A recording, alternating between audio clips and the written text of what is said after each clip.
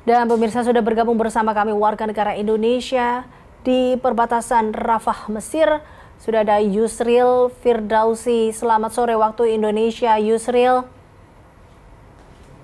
Selamat siang waktu Mesir. Baik. Di studio. Yusril, sejauh ini apakah jalur di perbatasan Rafah dengan Mesir apakah sudah dibuka atau seperti apa, Yusril?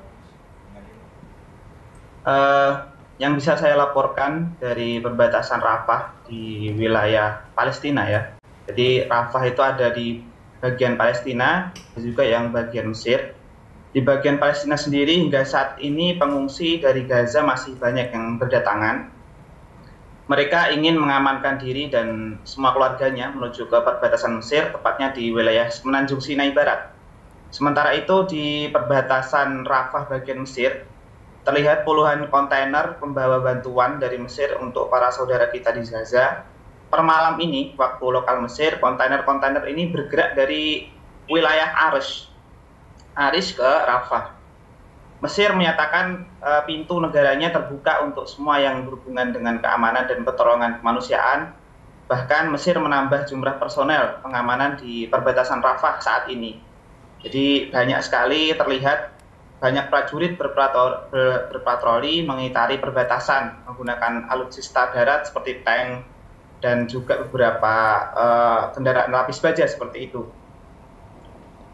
Gelombang pengungsi ini terjadi, Ya, silakan Yusril. Cuman tadi Anda katakan bahwa Mesir mengatakan akan terus membantu dalam hal ini untuk keamanan, tapi apa yang menjadi alasan hingga saat ini perbatasan Rafah belum juga dibuka atau apa yang menjadi alasannya?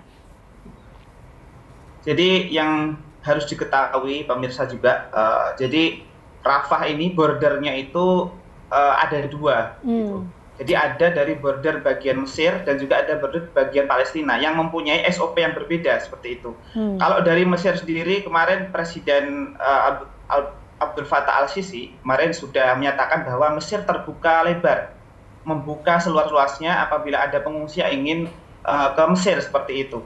Tapi border yang di Palestina itu SOP-nya berbeda seperti itu. Jadi tertahan di sana, bahkan kontainer-kontainer bantuan itu juga tidak bisa masuk gara-gara SOP yang ada di border bagian Palestina, yakni Rafah yang bagian di Palestinanya seperti itu. Oke, artinya bahwa batasan atau border yang memang saat ini belum terbuka adalah border dari Palestina yang masih di bawah dari perintah Israel, seperti itu, Yusril? Bisa dikatakan seperti itu. Makanya kemarin, per malam kemarin ya, beberapa hari yang lalu itu salah satu sumber Mesir menyatakan Amerika Serikat, Israel, dan Mesir ini telah menyetujui gencatan senjata di Gaza Selatan seperti itu. Kesepakatan ini bertepatan dengan pembukaan kembali perbatasan Rafah yang ada di Mesir gitu. Yang nantinya mungkin di border Palestina pun seperti itu akan dibuka untuk pengungsi dan juga beberapa kontainer pembawa bantuan ini dari Mesir. Karena banyak sekali kontainer yang nggak bisa masuk sampai saat ini. Betul. Tapi koreksi bila kami salah, Yusril, bahwa perbatasan Rafah ini menjadi jalur satu-satunya untuk masuk atau mungkin bisa dikatakan setidaknya yang paling aman untuk warga yang ingin pindah dari Gaza ataupun barang yang masuk dari Mesir menuju Gaza kah atau seperti apa, Yusril? Benar sekali. Jadi kalau soal pintu perbatasan Rafah ini memang dari dulu ya, pada sejarahnya itu banyak sekali sengketa seperti itu. Tapi namun untuk saat ini perbatasan Rafah ini dibagi menjadi dua segmentasi tadi yang sudah saya sampaikan seperti itu. Yang pada awalnya memang ketentuan Rafah ini tidak boleh sama sekali masuk bantuan seperti itu, hanya untuk perlintasan manusia saja.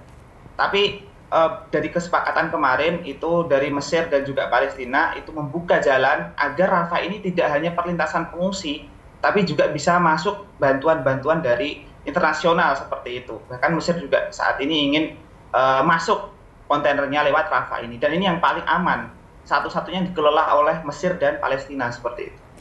Baik, perang atau konflik antara Israel dan Palestina ini juga kita lihat semakin memanas dan meluas seperti itu, Yusril. Tapi apakah kondisi di Mesir sendiri dengan adanya perang Israel-Hamas ini juga ikut terdampakkah atau seperti apa, Yusril? Mesir dengan Israel sendiri itu memiliki sejarah yang panjang gitu kan. Bahkan kemarin di tahun 1978 contohnya yang diperingati di Mesir itu sebagai Sita Oktober, jadi pembebasan Sinai dari Israel. Jadi saat Israel dan juga Palestina ini berkecamuk, warga Mesir itu selalu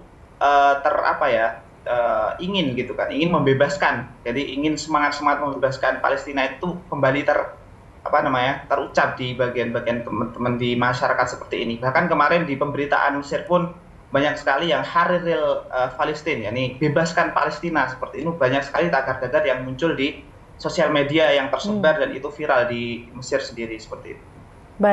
Baik, Yusril, tentunya terima kasih telah bergabung bersama kami, telah membagikan informasi dan jaga kesehatan, Yusril. Pemirsa, demikian perbincangan kami bersama warga negara Indonesia yang berada di Mesir, Yusril Firdausi.